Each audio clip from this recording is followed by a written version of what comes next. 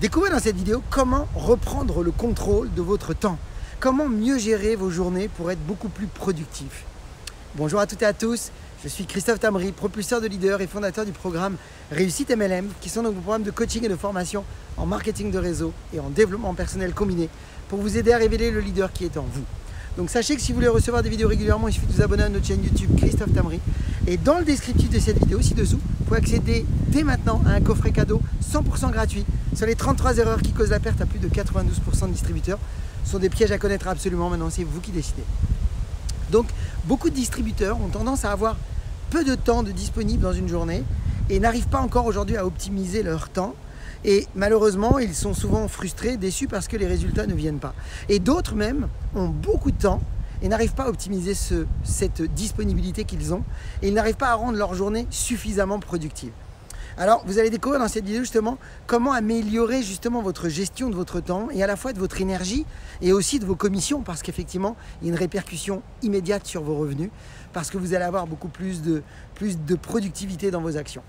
Donc, on va voir aujourd'hui comment reprendre le contrôle de votre temps. Alors, comprenez une chose, reprendre le contrôle de son temps, c'est tout simplement déjà passer par l'idée que vous devez tout simplement repenser vos journées. Voilà la stratégie. Première étape, quand on veut commencer à améliorer son temps, c'est déjà repenser ses journées. Alors pourquoi? Tout d'abord parce que vos prises de conscience sont vos plus grands facteurs de changement. Plus vous êtes conscient de qu'est-ce qui est contre-productif, plus vous avez déjà gagné le match parce que vous pouvez déjà le modifier. Donc vous avez fait plus de 50% du travail. Donc ce qu'on veut faire ensemble aujourd'hui, c'est analyser sur une journée eh bien, tous les temps de contre-productivité, tous les temps qui me bouffent mon énergie, tous les temps qui font que eh bien, je suis en train de perdre même à la fois du temps, de l'énergie et je ne suis pas dans une action qui me permet vraiment de générer des commissions. Donc, je vais vous proposer quelques idées dans cette vidéo. Bien entendu, le travail doit venir de vous. Et je vous invite même vivement à nous laisser des commentaires dans cette vidéo pour que vous puissiez nous donner vraiment votre top 3 des actions dans une journée qui vous bouffent votre énergie. Et si vous avez des questions parce que vous n'avez pas trouvé de solution pour régler ces 3 choses que vous avez repérées, eh bien je vous propose tout simplement de faire des vidéos pour vous aider. Alors je vais vous donner quelques exemples aujourd'hui. 3 choses que j'ai mis en place qui m'ont aidé à gagner plus de temps. Et il m'a fallu vraiment d'abord souffrir, perdre de l'énergie, me sentir épuisé pour commencer à me dire qu'il était grand temps de changer. La première chose, je vous propose des idées, encore une fois, je vais vous demander de vous poser des questions par rapport à vos journées à vous. Tout d'abord, combien de temps passez-vous avec vos équipes? Peut-être que ce serait intéressant de repenser vos journées sur le temps d'appels téléphoniques avec vos équipes. Rappelez-vous toujours que vos équipes ne feront jamais ce que vous leur dites. Elles feront toujours ce que vous faites. Si vous passez 30 minutes, 45 minutes avec vos équipes, qu'est-ce qui va se produire? Il y a de grandes chances que vos équipes fassent la même chose avec leurs équipes. Et vous aurez un nombre de partenaires qui seront, au lieu d'être en rendez-vous, plutôt en train de discuter, d'échanger avec leurs équipes. Et vous le savez en plus, souvent, quand on n'a pas su mettre des limites, on se retrouve avec des partenaires qui viennent se plaindre et qui racontent tout ce qui ne va pas, au lieu de venir avec déjà un début de solution. Et ça, c'est une autre éducation. La deuxième chose que je vous propose à repenser, c'est combien de temps passez-vous dans les transports lorsque vous allez former vos équipes? Est-ce qu'aujourd'hui, c'est des temps que vous pourriez optimiser d'une autre manière? Est-ce que vous pourriez, par exemple, décider de continuer à former vos équipes de manière efficace, mais en utilisant peut-être des technologies qui vous éviteraient de vous déplacer? Peut-être que vous pourriez repenser ce genre de choses. Que ce soit par téléphone, que ce soit par Skype, que ce soit par Zoom, ce sont d'excellents moyens de former vos équipes. Mais encore une fois, peut-être que c'est quelque chose qui aujourd'hui ne vous dérange pas parce que vous fonctionnez déjà en utilisant les technologies et je vous dis bravo. Ensuite, troisième chose, autre idée. Alors celle-ci, elle m'a énormément aidé. C'est le temps que je perdais dans mes transports pour aller faire mes présentations.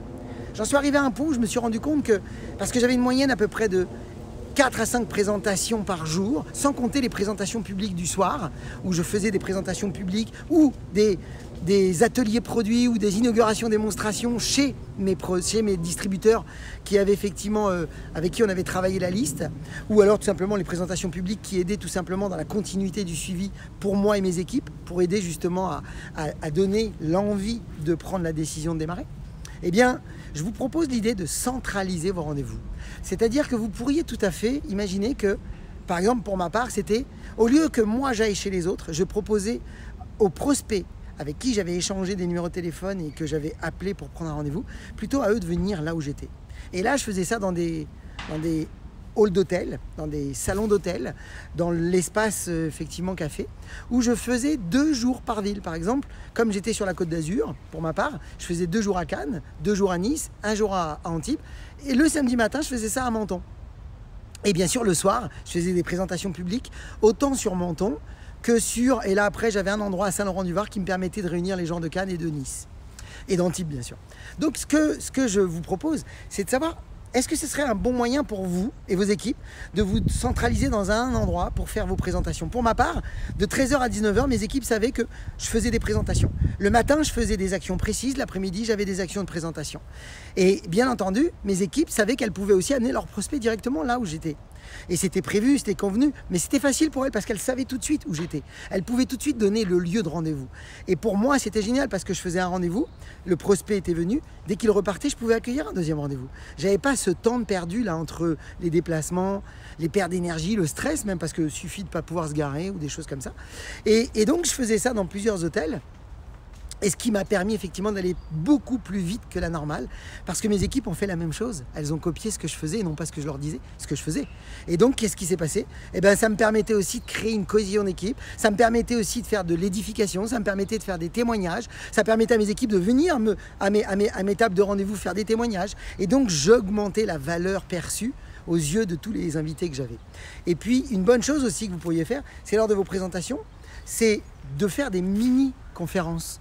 D'inviter, par exemple, ça m'est arrivé plusieurs fois, au lieu d'inviter une personne, d'inviter 4 à 5 personnes en même temps. Pas besoin de louer une salle, on peut se retrouver, même sans table, on pouvait faire des cercles et se retrouver à plusieurs et faire des présentations. Alors bien sûr, il existe une structure, une manière de faire pour faire ce genre de présentation. C'est ce que j'enseigne d'ailleurs dans les formations. Et à l'événement Recruteur Pro, on en parle énormément puisqu'on parle beaucoup de la gestion de son énergie et de son temps pour optimiser ses commissions. Donc voilà, je vous ai proposé 3 idées, je serais ravi de connaître vos 3 obstacles, 3 freins, 3 choses que vous avez repérées qui aujourd'hui sont des pertes de temps et d'énergie et que vous pourriez effectivement modifier pour reprendre le contrôle de votre temps. Voilà, je serais curieux de vous lire et pour ma part, comme vous le savez, je vous souhaite beaucoup de ventes, beaucoup de recrutement, beaucoup de duplication. Puis comme toujours, osez faire ce que vous n'avez jamais fait. Croyez en vous et surtout, agissez pour révéler le leader qui est en vous. À bientôt.